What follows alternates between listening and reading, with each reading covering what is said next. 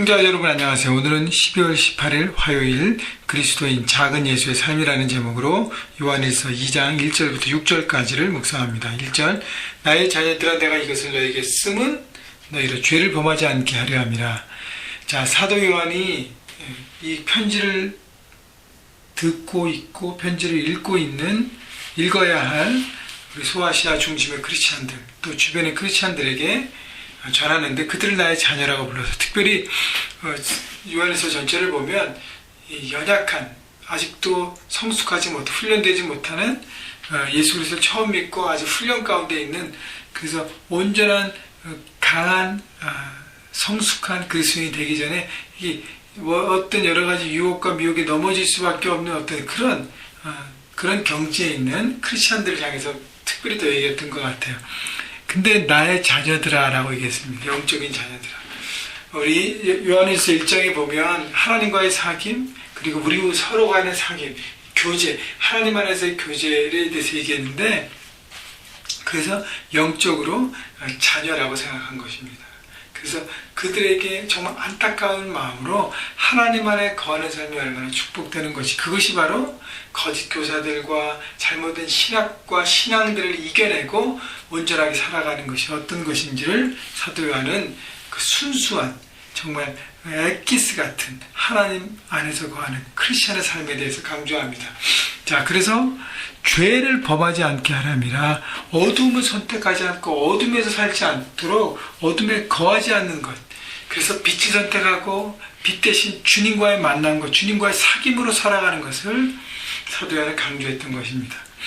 자, 죄를 범하지 않아야 되는데 그러나 만약 누가 죄를 범하여도 아버지 앞에서 우리에게 대언자가 있으니 곧 의로우신 예수 그리스도시라. 자, 그렇지만 실수해서 죄를 범했다고 합시다. 죄를 범하여도 우리에게 누가 계시냐면 바로 대언자 대신 우리의 죄를 대신 짊어지신 예수 그리스도가 있다는 것입니다. 이제 그는 우리 죄를 위한 화목제물이니 우리의 죄를 담당하시기 위해서 6월절 어린 양 되셔서 화목제물로 들으셨어요.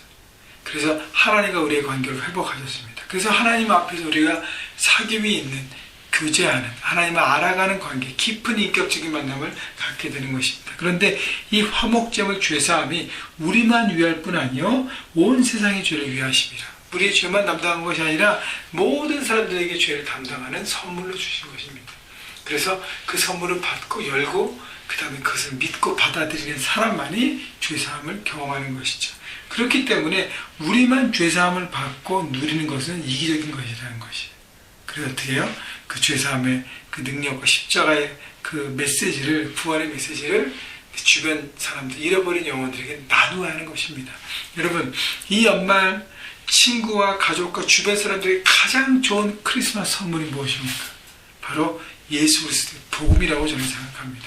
물론 작은 선물 또 여러 가지 마음에 나는 선물 나누는 것도 좋지만 그가 만약 하나님을 모르고 살아가는 사람이라면 하나님을 경험했지만 하나님 은혜 밖에 사는 사람이라면 복음을 나누고 초청해서 하나님 앞에 하나님의 자녀를 세워져 가게 하는 것이 가장 큰 선물이라고 생각합니다. 여러분 그 마음으로 그 하나님의 선물을 주변 사람에게 나누는 여러분 모두가 되시기를 바랍니다. 3절 우리가 그의 계명을 지키면 이로써 우리가 그를 아는 줄로 알 것이요.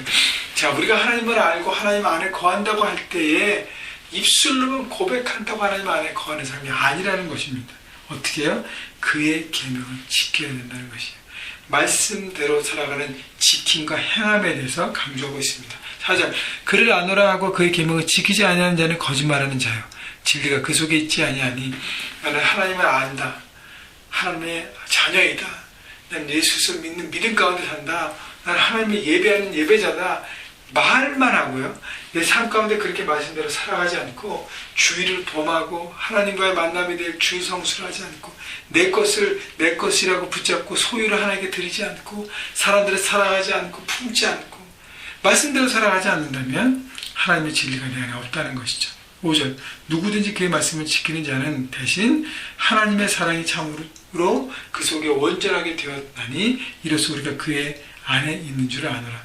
말씀을 지키는 사람은 반대로 하나님의 사랑이 그 안에 있는 것을 안다는 것이죠.